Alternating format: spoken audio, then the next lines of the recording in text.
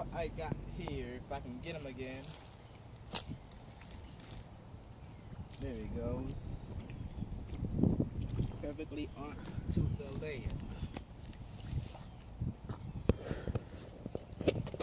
This right here is the broad-banded water snake.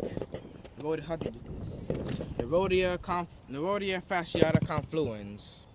And this is not a newborn baby, but he is just born this year. Get that piece of water off your head. Oh well. I can get it off. This is the newborn baby. The brown-banded water snake is an absolutely beautiful snake and one of the easiest snakes to be confused with the water moccasin. Mostly because if you look at the head, it has that dark stripe going from the eye all the way down to the cheek. But also if you look at the eyes are round, and the cottonmouth's eyes would be cat-eyed. Plus if you look at the head from this angle, broad-banded water snakes aren't good at doing this. Other water snakes are, but they can actually flatten their heads out to make themselves look big and venomous. And if you look at his head, it's round right now. Usually they flatten their heads out when they get agitated. Usually in the same way of a cobra. And plus also they have a checkerboard belly pattern, which same goes for the cottonmouth, water moccasin. And the bands are jagged, zigzag bands, some of them, and they have spots within the bands, just like a water moccasin. But sometimes in the western cottonmouth we got down here, they're usually darker. Sometimes some of them, I've seen some, will be dark, and you sometimes can't even see the spots. You only slightly see the spots. But there's only a select few of cottonmouths will be completely dark, and only a slight trace of patterns. Usually when they're young cottonmouths, they'll usually Fucking chick. they usually be more brightly colored, and plus a cottonmouth this size will have a yellow tail tip, and you see this snake does not have a yellow tail tip, more of a black tail tip.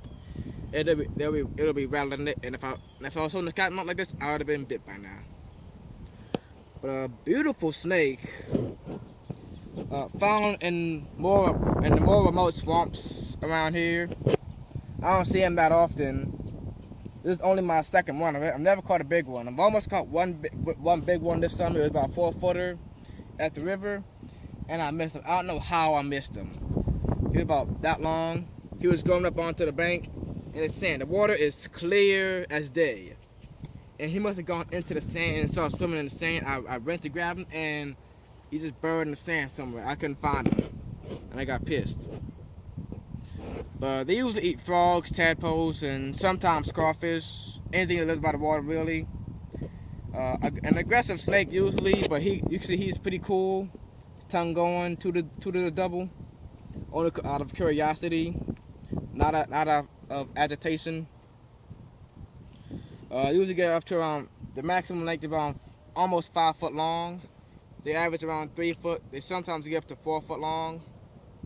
I've seen like only one 4 foot long, and then another one that's 3 foot long. But I usually see him just over a foot.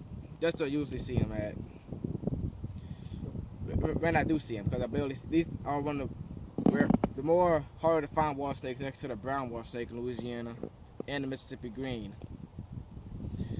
What else can I say about this water snake? They are found from East Texas all the way to, I say, maybe Florida, Georgia, and all the way up north to Kentucky. And this is a beautiful snake. This is a beautiful snake. Live action. Bye.